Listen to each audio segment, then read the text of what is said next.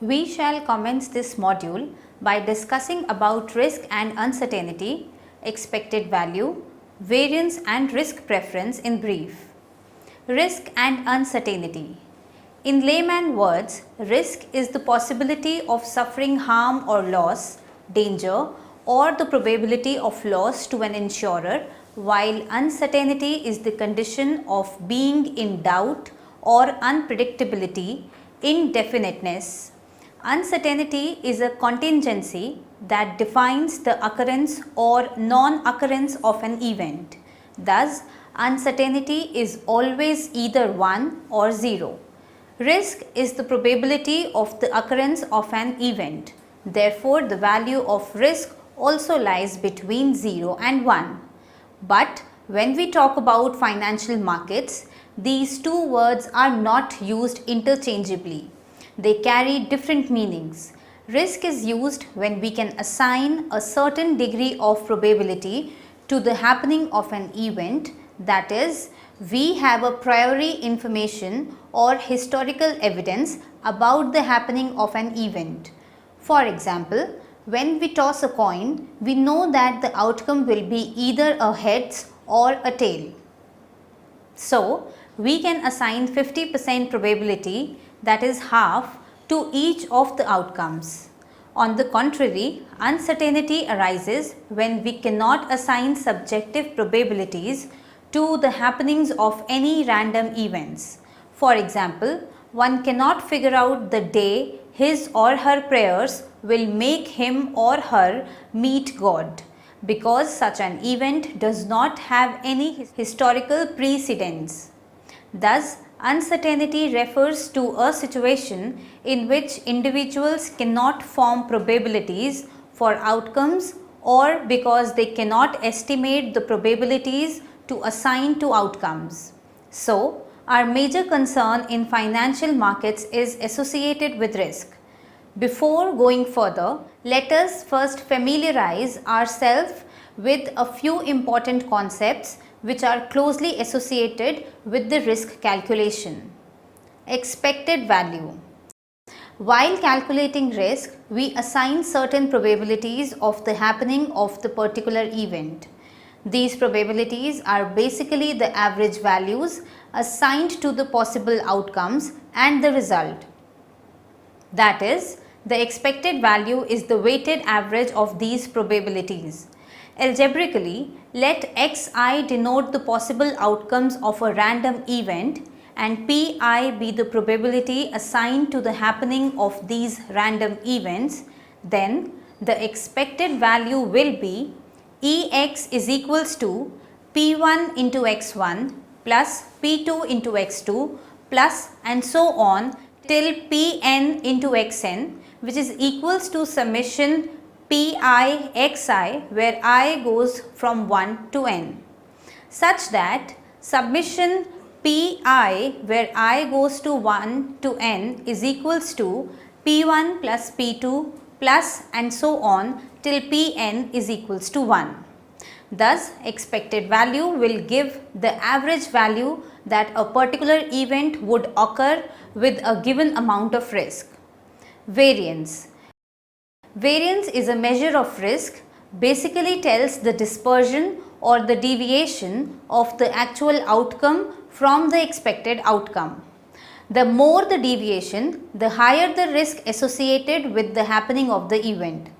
Statistically, variance is the weighted sum of the square deviations of the potential outcomes xi from the expected value Ex. The weights used are the probabilities of each outcome occurring, Pi. Algebraically, variance equals P1 into x1 minus Ex1 square plus P2 into x2 minus Ex2 whole square plus and so on till Pn into xn minus Exn square, which is also equals to Pi into xi minus Ex ka whole square, where I goes from 1 to n. Another statistical measure which some economists use while measuring risk is standard deviation. It is the square root of the variance. Both the measures work in the same direction. For simplification, we will further use only variance to measure the risk. Risk preference. According to risk preference, we can categorize our investors into three segments. First, being the risk averse. They prefer a sure investment opportunity rather than a risky one. Second, being the risk lover.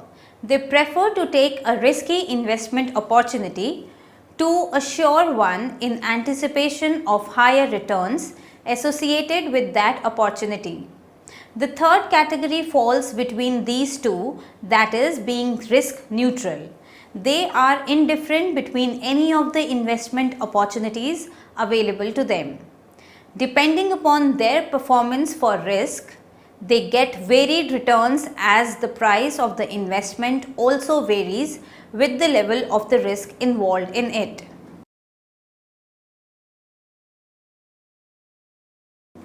After studying this module, you shall be able to differentiate between risk and uncertainty, understand various concepts which are closely associated with risk, calculate expected value, variance and risk preference. Let us now understand the risk and its relationship with the interest rate. In this section, we will study the different types of risk and how they affect the prices, yields and interest rates of different financial instruments. The first one among them is the default risk. If a borrower of a loan fails to pay back the borrowed amount, whether principal or interest or both, the risk involved is the default risk. Similarly, if the issuer of the bond fails to repay the amount borrowed from the bondholder, the risk is called to be default risk. In other words, default risk is related to the credit worthiness of the issuer of a particular debt instrument. This risk becomes zero if it is being issued by the government or central monetary authority of a country, commonly known as government bonds. It is often called a default-free bond, but in case of corporate bonds, they are exposing to a certain level of risk as these firms can suffer a loss or might go bankrupt before the bond gets mature. Another main point is the credibility of the bondholder. Sometimes banks offer different interest rates to different customers depending upon their credit worthiness. For example, if a loan is given to a typical individual, the bank might charge a higher interest rate that will cover the risk of default by the individual. But if the same bank is providing a loan to their bona fide customers or a corporate house which bears a good reputation in the market, then the bank may charge a lower rate of interest to attract the customers, and also the probability of default is low or even negligible. This lower interest rate charged by the bank is called the prime rate, and the difference between the interest rate on a risky asset and that on a risk-free asset is known as the risk premium. Default risk premium is the premium paid by the borrower to the lender to compensate to the risk of default involved in the loan transaction. Here is the graph that shows the relationship between the interest rate when charged to an individual and to the business corporate. The additional interest rate over and above the prime interest rate paid by the individual borrower is default risk premium, that is 4% here. Next is the relationship between bond price and yield.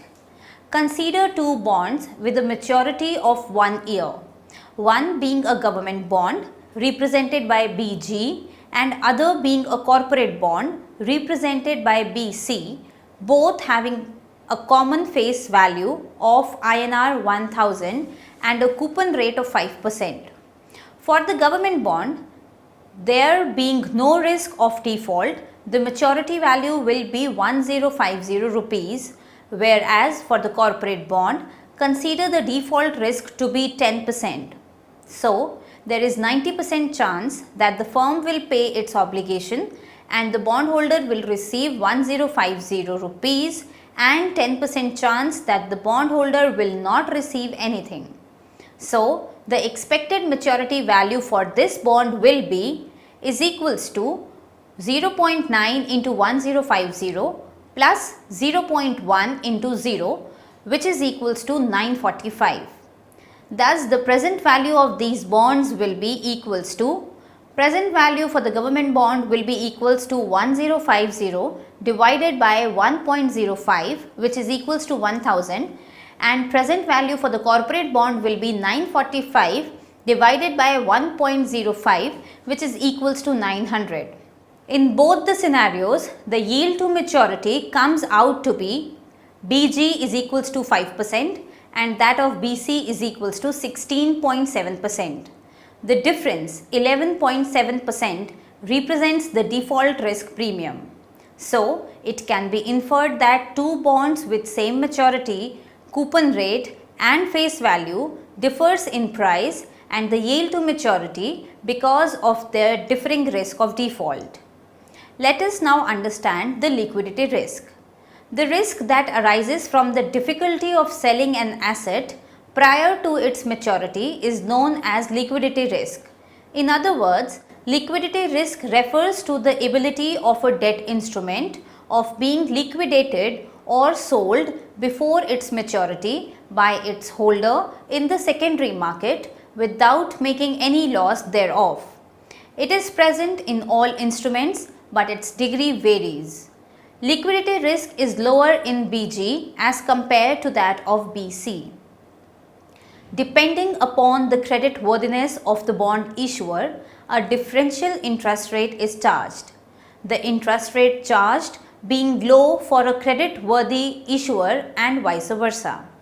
The marginal or the additional or the premium amount paid by the bondholder to the issuer to cover the liquidity risk involved is known as liquidity risk premium.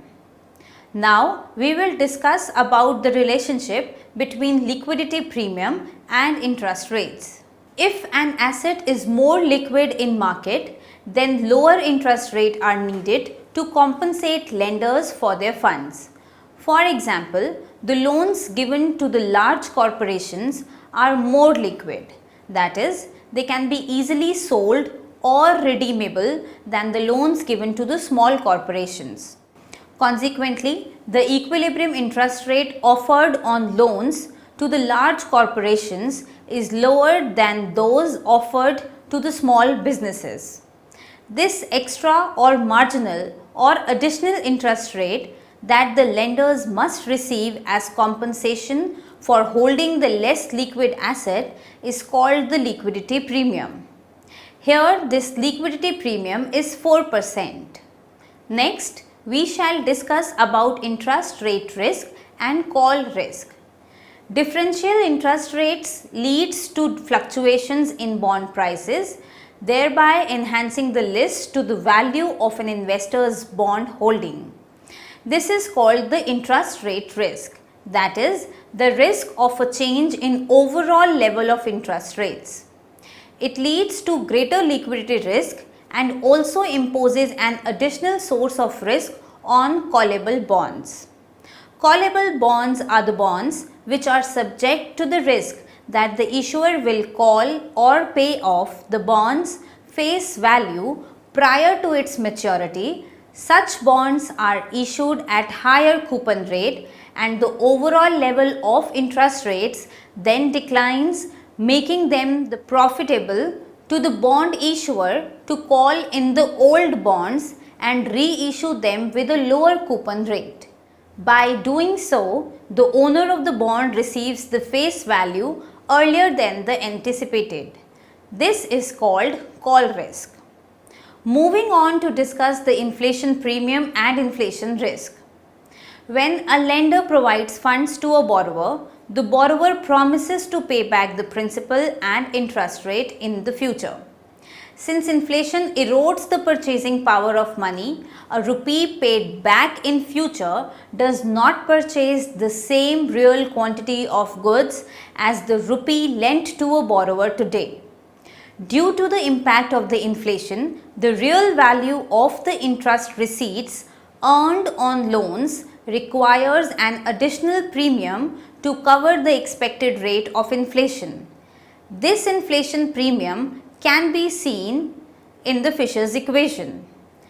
I is equals to R plus pi E, where I represents nominal interest rate, R represents the real interest rate, and pi E represents the expected rate of inflation.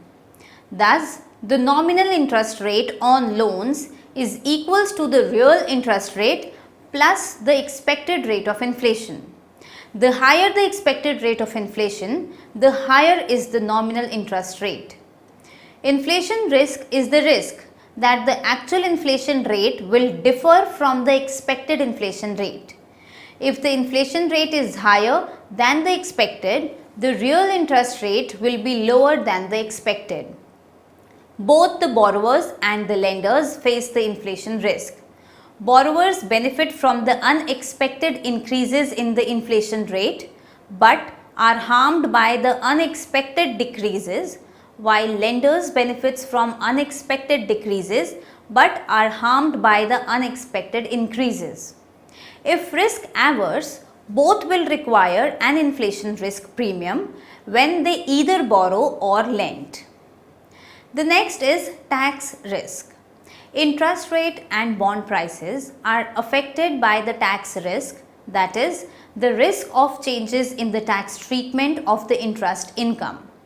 Some bonds are subject to personal income tax, while others are exempt interest earnings from the taxation. The latter one charge alone the interest rates and still gives investors the same after-tax interest rates as other bonds whose interest is subject to taxation. Changes in the tax rates of the interest income affect the after-tax return from an investment. The risk of future changes in the tax policy indirectly leads to interest rate risk. This results in reduced prices for the financial assets and the higher market interest rates.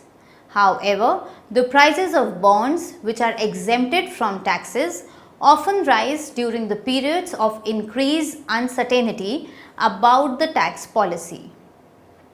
Let us now summarize what we have learned in this module. Risk refers to the outcomes that cannot be exactly predicted, and uncertainty refers to the situation in which one cannot form probabilities for outcomes because of the lack of historical evidences. Expected value is the sum of the outcomes weighted by their probabilities. Variance is a measure of risk.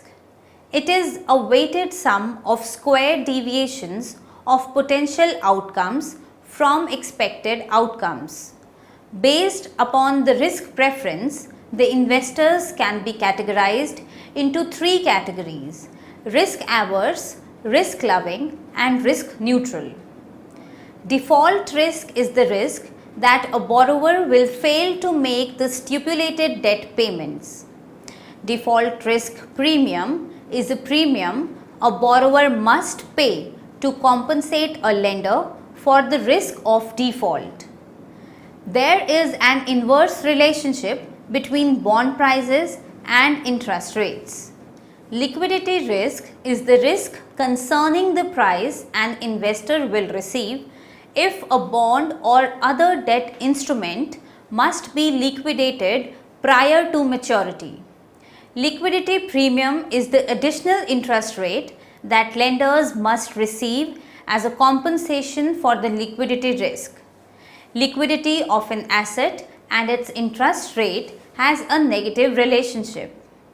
Interest rate risk is the risk of a change in the overall level of interest rates.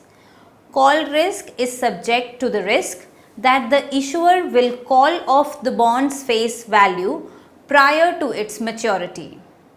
Inflation risk is the risk that the actual inflation rate will differ from the expected inflation rate, and the additional premium paid to cover the inflation risk is called the inflation risk premium. Lastly, tax risk is the risk of changes in the tax treatment of interest income.